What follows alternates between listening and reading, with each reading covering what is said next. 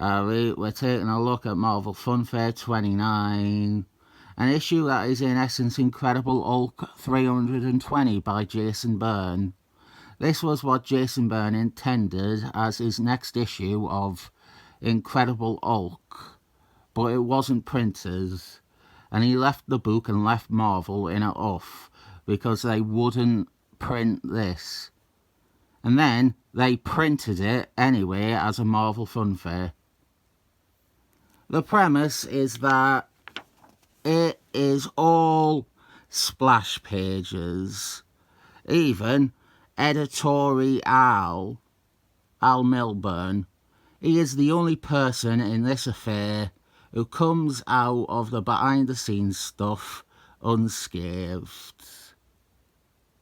The big contention was that this is all splash pages. That was the official line of why Marvel would not print it as an issue of Incredible Hulk. I do see some logic behind the apprehension. Jason Byrne had also done that Alpha Strike issue with the white pages. 4 pages in a row where the action, set during a snowstorm, was obscured by the blizzard, and all we could see was white. I don't personally find that egregious. I thought it was a bit inventive and silly, and most of all funny. But Marvel would get letters by the bagload after that, complaining about it being a big rip-off. Although that issue of Alpha Strike wasn't, the editor who took over that title and will have seen the avalanche of mail, pun intended, was Neil O'Dennis, who was also editing Jason Byrne on Hulk. We'll come back to him. Our story here is basic and rudimentary.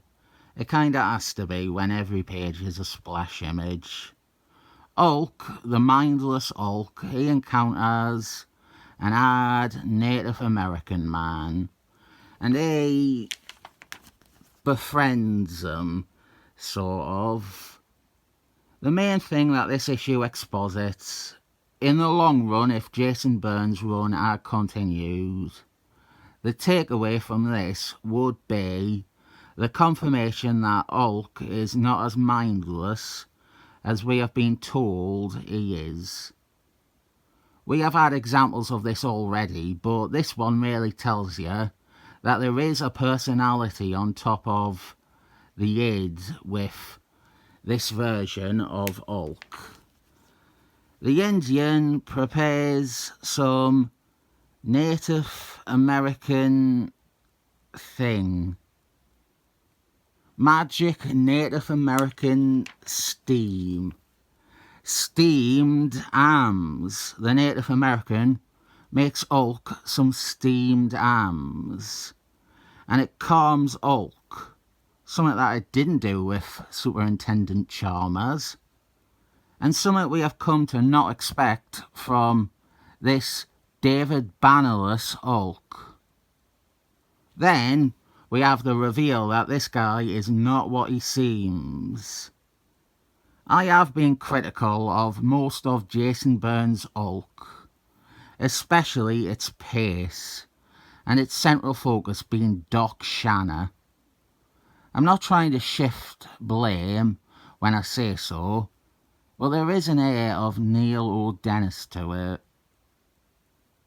His Iron Man, which I like, was marred by his resistance and often reluctance to engage in typical superhero conflicts. He hated writing villains or the hero fighting them. He wanted to focus entirely on the character drama. It's plain to see this ethos in Jason Byrne's Hulk somewhat.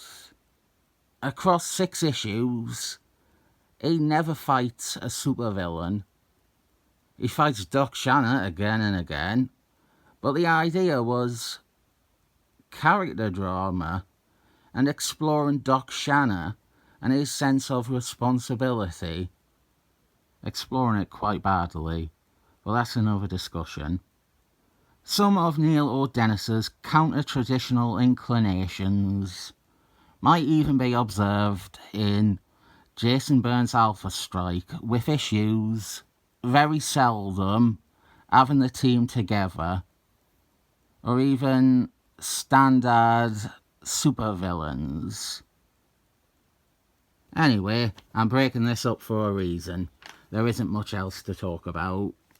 Page here of Hulk remembering things.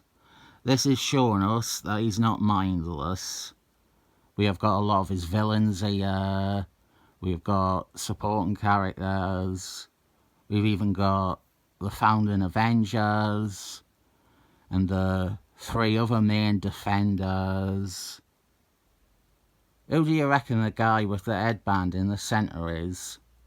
Kazar or Gloriole? When Hulk is monging out, he is snuck up on by a pair who then strangle him with a cable. It's Amel and Anchovy, 2 hard Hulk villains. Not really worth explaining them. They have only one appearance before this, Incredible Hulk 182, more famous for being the issue after the introduction of Wolfman. Amel and Anchovy are a pair of convicts who are bonded together by a chain, and an alien is involved.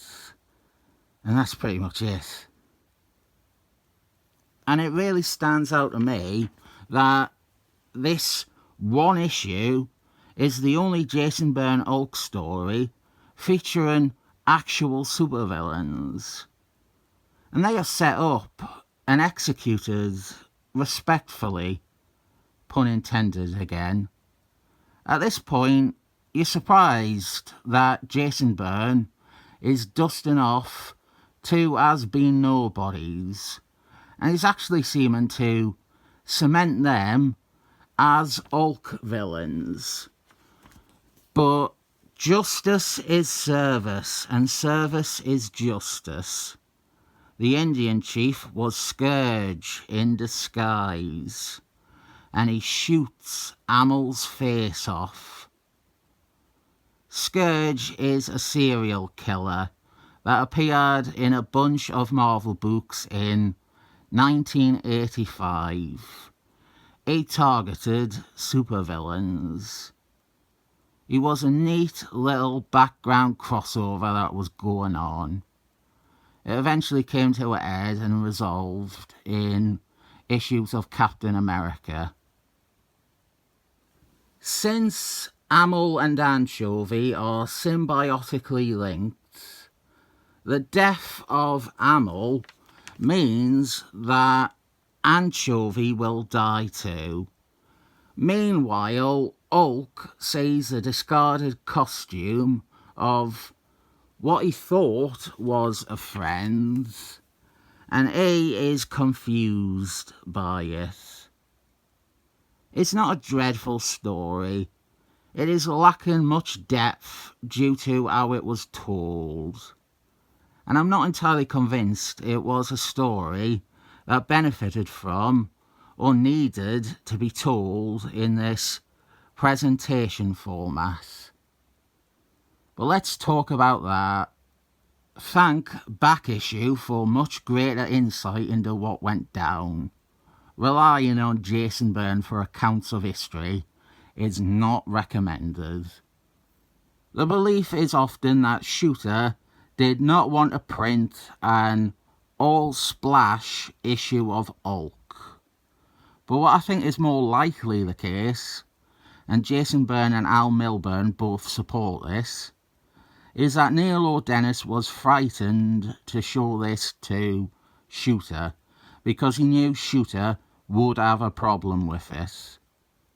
To defend Shooter for a moment, that isn't a foregone conclusion.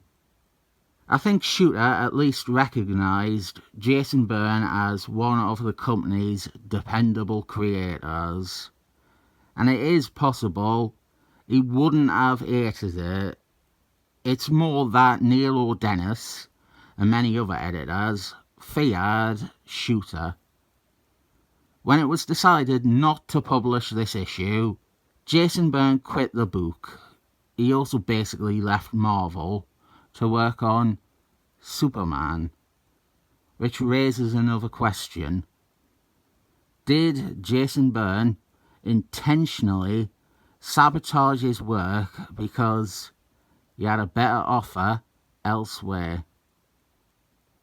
We had that appalling 2 stories at once issue, provisionally followed by a splash page one. It feels like he could have been trying to cross the line so he could leave and convince himself and others it was for artistic reasons and integrity. The hero of the story is Al Milburn. For years I have felt very cynical about how they apparently deemed this issue unpublishable and then published it a few months later.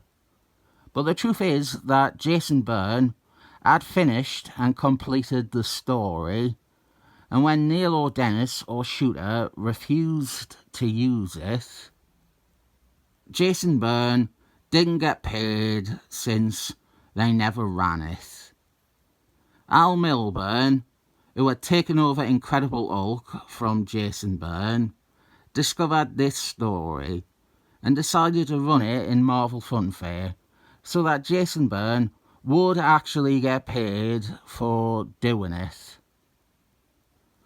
We also have a backup story, Captain America by newcomer Norm Byrfogles, most famous for his work on Batman. This is his tryout story, and it is competently told visually, but it is a portfolio project. It's a story that exists largely to show off his pencils. We have a nice image on the reverse of Captain America and kids. This one I feel is more interesting to talk about than to actually read. What went on with the story in Jason Byrne has more layers and edges to it than the Hulk story he tells here. Much like his simultaneous stories, I don't find the splash pages justified for the story we have. I'll give it 7 thumbs up because this would have been Jason Byrne's 7th Hulk issue.